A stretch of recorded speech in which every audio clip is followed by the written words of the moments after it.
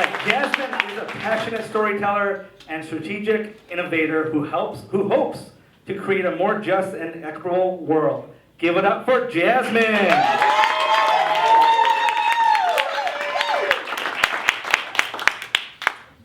So growing up as a kid in the 90s, I was taught that to make a difference, or just to make it, that this was the goal, burnout.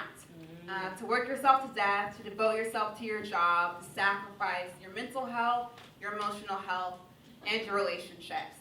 As an American, as a woman of color, as a millennial, we're taught that burnout is the goal, that we should sacrifice all of our personal goals and achievements to ultimately have that number one position, to make it up the ladder. But ultimately I found that the antidote to this, which was provided as self-care, wasn't really working for me. Self-care was an image that I couldn't live up to. It looked like a woman that I wasn't.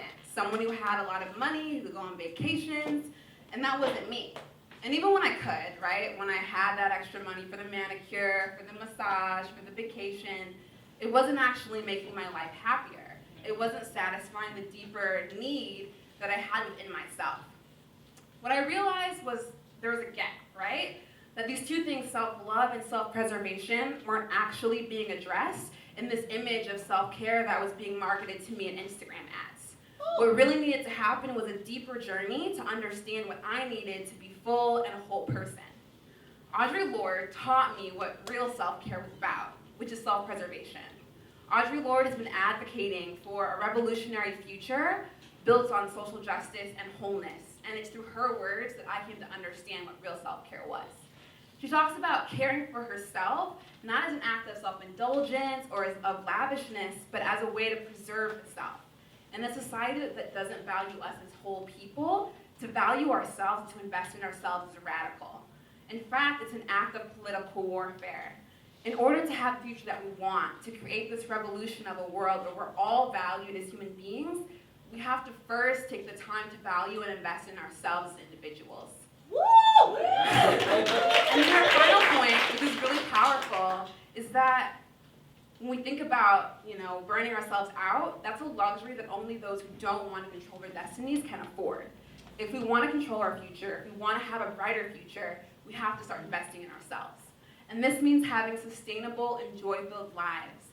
Lives that are built in the things that we truly believe deep inside and know are the most important as human beings, right? These things aren't things we can buy.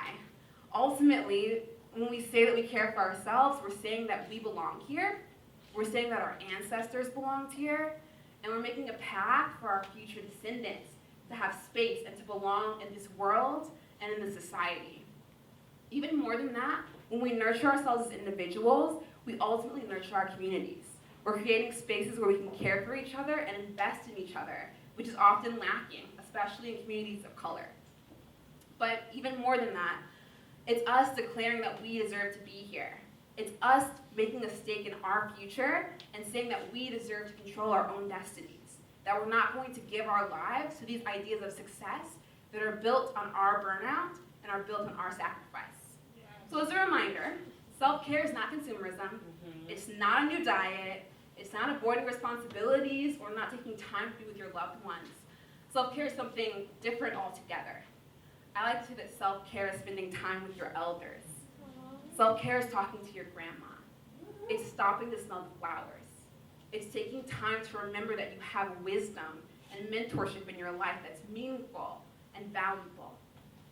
Self-care is learning to dance, whether you're at the club or you're at home alone. It's learning to raise your hands in worship or in prayer or meditation, to take time for your own spiritual practice, your own connection to the spiritual world or to yourself. Self-care is enjoying the art of the artist you love.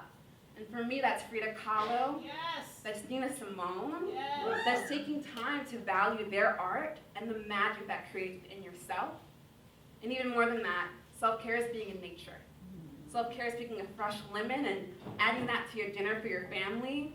Self-care is walking in gardens full of flowers with someone that you love. Self-care is swimming in the ocean. We forget that these are the things that make us human. Ultimately, the self-care revolution is quiet and it's personal. It's not going to be on social media. It's not going to be loud. It's not going to be expensive. going to happen within you and within relationship.